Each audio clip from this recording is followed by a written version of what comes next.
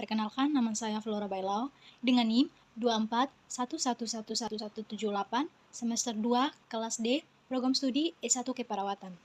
Mata kuliah Promosi Kesehatan atau Promkes. Di sini, saya akan menjelaskan tentang promosi kesehatan dengan judul materi pengaruh lingkungan sosial terhadap kesehatan. 1. Pengertian dukungan sosial.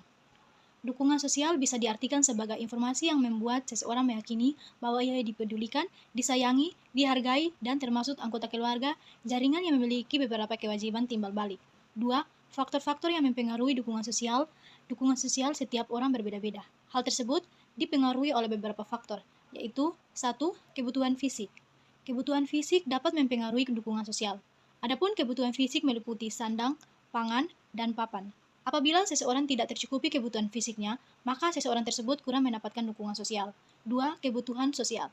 Dengan akulturasi diri yang baik, maka seseorang lebih kenal masyarakat daripada orang yang tidak pernah bersosialisasi di masyarakat. 3. Kebutuhan psikis. Dalam kebutuhan psikis pasien preoperasi, di dalamnya termasuk rasa ingin tahu, rasa nyaman, perasaan religius, atau tidak mungkin terpenuhi tanpa bantuan orang lain. 3. Klasifikasi dukungan sosial.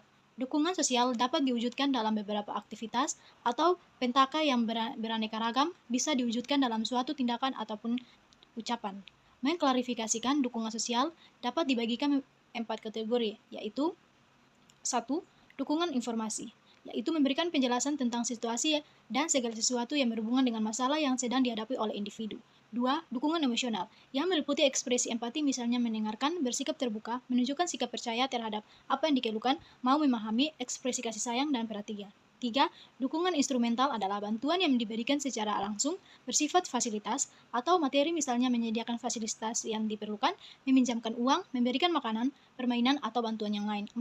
Dukungan appraisal atau penilaian. Dukungan ini bisa terbentuk penilaian yang positif, penguatan, untuk melakukan sesuatu, umpan balik, atau menunjukkan perbandingan sosial yang terbuka wawasan seseorang yang sedang dalam keadaan stres. 4. Cangkupan dukungan sosial.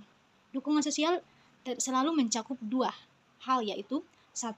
Jumlah sumber dukungan sosial yang tersedia, merupakan persepsi individu terhadap sejumlah orang yang dapat diandalkan saat individu membutuhkan bantuan. 2. Tingkat kepuasan akan dukungan sosial yang diterima. Tindakan kepuasan akan dukungan sosial yang diterima berkaitan dengan persepsi individu bahwa kebutuhan akan terpenuhi. 5. Sumber-sumber dukungan sosial. Ada 2 sumber dukungan sosial, yaitu sumber artifisial dan sumber natural. Yang keenam, komponen-komponen dalam dukungan sosial. Para ahli berpendapat bahwa dukungan sosial dapat dibagi ke dalam beberapa komponen yang berbeda.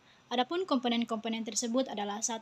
Kedekatan emosional, merupakan perasaan akan kedekatan emosional dan rasa aman. 2. Integritas sosial. Ini merupakan perasaan menjadi bagian dari keluarga, tempat seseorang berada, dan tempat saling berbagi minat dan aktivitas. 3. Adanya pengakuan, meliputi pengakuan akan kompetensi dan kemampuan seseorang dalam keluarga. Pada dukungan sosial ini, seseorang akan mendapat pengakuan atas kemampuan dan keahliannya, serta mendapat penghargaan dari orang lain atau lembaga. 4. Ketergantungan yang dapat diandalkan, meliputi kepastian suatu jaminan bahwa seorang dapat mengharapkan keluarga untuk membantu semua keadaan. 5. Bimbingan. Dukungan sosial jenis ini adalah hubungan kerja ataupun hubungan sosial yang dapat memungkinkan seseorang mendapat informasi, saran, atau nasihat yang diperlukan dalam memenuhi kebutuhan dan mengatasi permasalahan yang dihadapi. 6. Kesempatan untuk mengasuh. Suatu aspek penting dalam hubungan interpersonal akan perasaan yang dibutuhkan oleh orang lain. 7. Aspek hubungan sosial pada pasien. Seseorang yang hubungannya dekat dengan keluarga akan mempunyai kecenderungan lebih sedikit untuk stres dibandingkan seseorang yang berhubungan jauh dengan keluarga. 7. Bentuk dukungan sosial. Ada beberapa bentuk dukungan sosial. Yang pertama, tindakan atau perbuatan.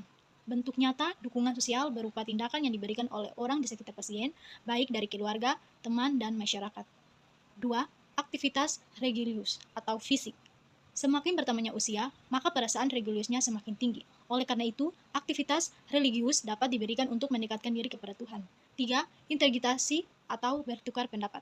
Dukungan sosial dapat dilakukan dengan interaksi antara pasien dengan orang yang terdekat atau di sekitarnya. Yang kedelapan, dampak dukungan sosial. Dukungan sosial dapat mempengaruhi kejadian dan efek dari kedekatan kecemasan, yaitu 1. Model efek langsung. Model ini melibatkan jaringan sosial yang besar dan memiliki efek positif pada kesejahteraan.